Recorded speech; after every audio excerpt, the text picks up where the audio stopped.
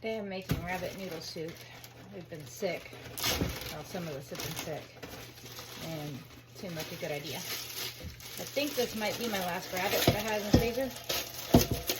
There we go. Perfect amount of water.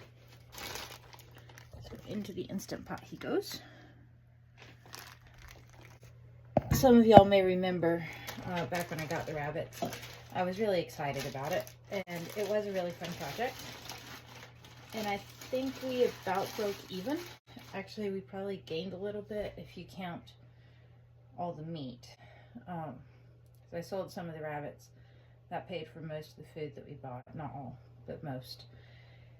And then we got quite a bit of meat off of them. We did end up having to terminate the rabbit project and all of the rabbits.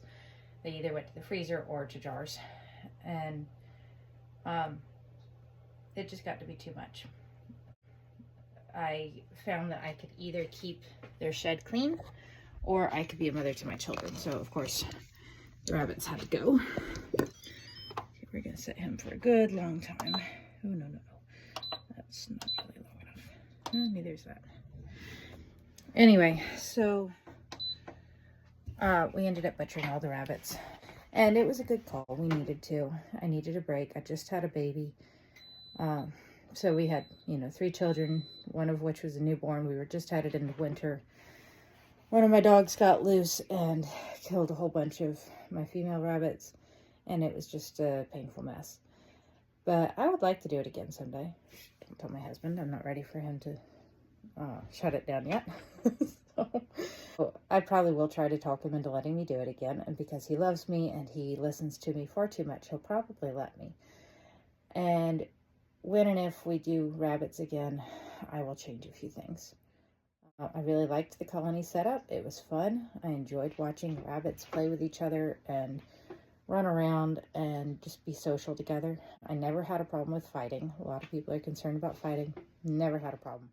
Never had a problem with young male rabbits trying to breed everything in sight. I never had a young female rabbit get pregnant before she got butchered. Nothing like that ever happened. However, if I do a colony again, which I would like to, I would need to change one major thing, and that is my breeding bucks would need to be kept separate from the rest of the rabbits. I had 2 bucks. They loved their job. They were extremely good at their job. One of them was loose all the time. And the other, thankfully, I did have a cage for him. But yeah, Skippy was very, very, very effective at his job. So we had baby bunnies like every 30 to 40 days. And my does averaged about 10 kits per litter. So you do the math on that. And over the course of one summer, we had a lot of rabbits. So if we ever do this again, I will probably keep the does and the kits running loose and just enjoying being rabbits. And the bucks will be locked up in a place where they cannot get to the does unless I say so.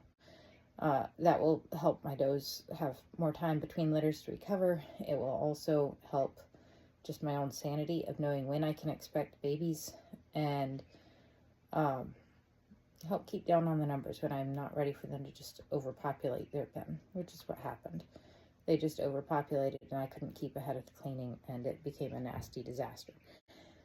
The thing that I majorly liked about the colony, besides just the social aspect for the rabbits themselves, was I was able to forage for a lot of their food. And so I could go cut down branches and pull piles of weeds, and we had some massive weeds that I could just pull up armloads of. And I could go just dump them on the floor, and the rabbits could come have at them. I could whack a pumpkin in half and set it in there, and they could just devour it. I could pour a bunch of feed into their feeder, and they could eat.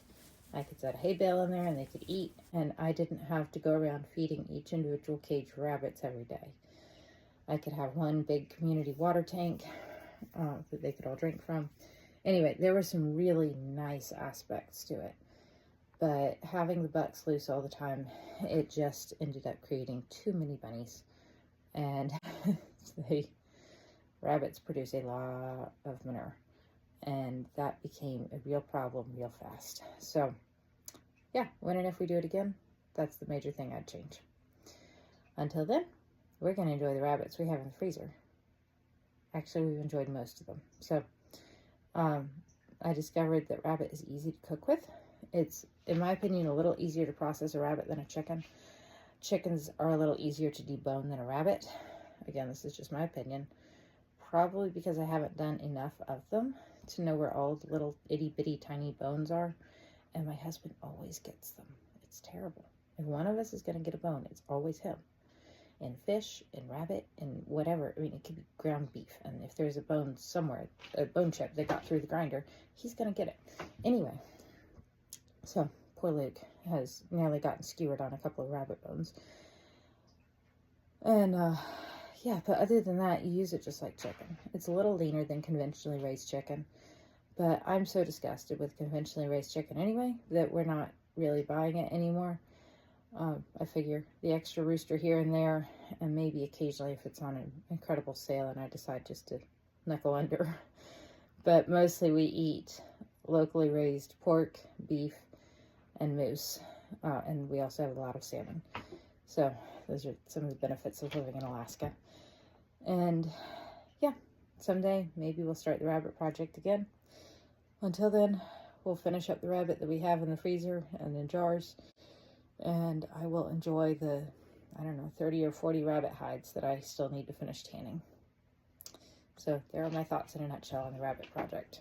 Kind of miss it. Would like to do it again, but not right now.